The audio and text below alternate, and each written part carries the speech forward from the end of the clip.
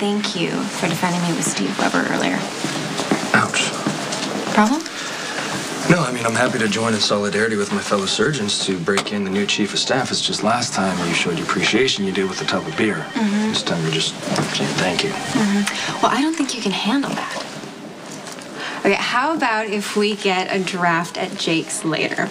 Okay, don't worry. I'll make sure it's a light beer. Oh. Oh, maybe I can ask Coleman if he can put it in a sippy cup. Hey, don't knock the sippy cups. Those are spill-proof. We could have used those back in the day. Do you know how many tops I ruined doing body shots? 34. You kept count. Sweet. But in all honesty, the last thing we need is somebody looking over our shoulder in the OR. Our judgment is our greatest asset.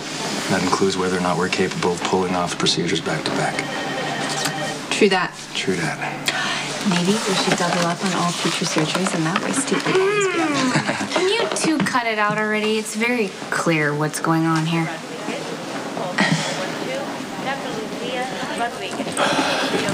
Hey, you got a minute? Yeah. The autopsy on the Jane Doe from the Bristol Street explosion? What about it? You got any results? It's the end of the day. You PCPD? Nope, just a concerned citizen. Information about autopsies is privileged. Well, then I guess you shouldn't be talking to me then, should you? You sounded like a cop. Hey, great minds. I couldn't get anything out of that guy, though. You gonna check out that body's Claudia's? Just save it, Detective Falconeri.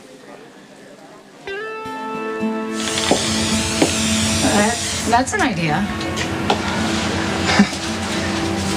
You know, though Franco has left on many of us a myriad of unseen scars that may never heal, does bring some solace to obliterate the visual reminders. I'm happy that you were able to escape his clutches relatively unscathed. Yeah, so am I. Others not so much. Some people seem to think that Jason should have saved Lulu and left me to fend for myself. Stone Cold faced an impossible dilemma. But the original blonde one survived. She's not the shrinking flower that many make her out to be. She is as resilient as she is fair. I mean, why argue with a favorable outcome? I've been thinking... About? The nature of art. Ooh. Well, how it's not defined by what it is, but how it moves us. So in that sense, we have the power to decide whether Franco's art moves us together or apart, whether it takes us forward or holds us back. You know what? May I? Of course.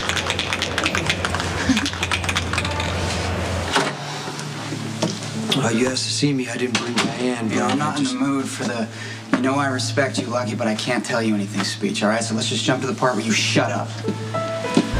Okay. If you respected me, you wouldn't have lied to my face for months about Jake. You wouldn't have pretended to be Elizabeth's platonic friend when you knew damn well that you were the father of her baby. You wouldn't have let me believe that Jake was mine. You're right. You are a glaring reminder that I have a really bad habit of trusting the wrong people. I know I'm sending you mixed signals. Yeah, that's an understatement. I just don't want to hurt anyone. And I'm confused.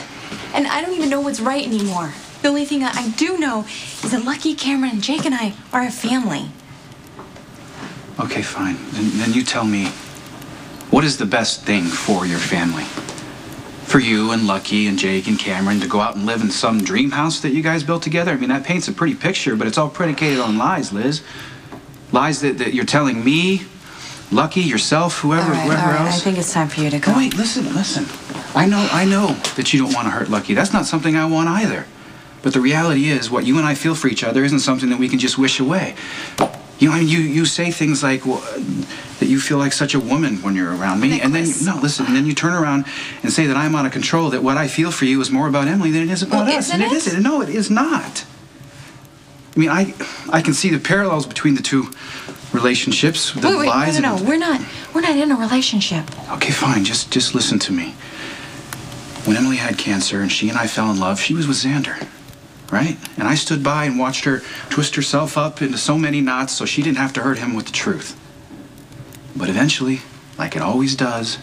All the lies she told to herself and to him and whoever else, they came out.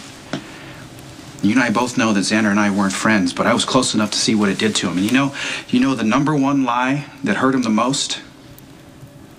He knew all along that Emily didn't love him anymore the way he loved her.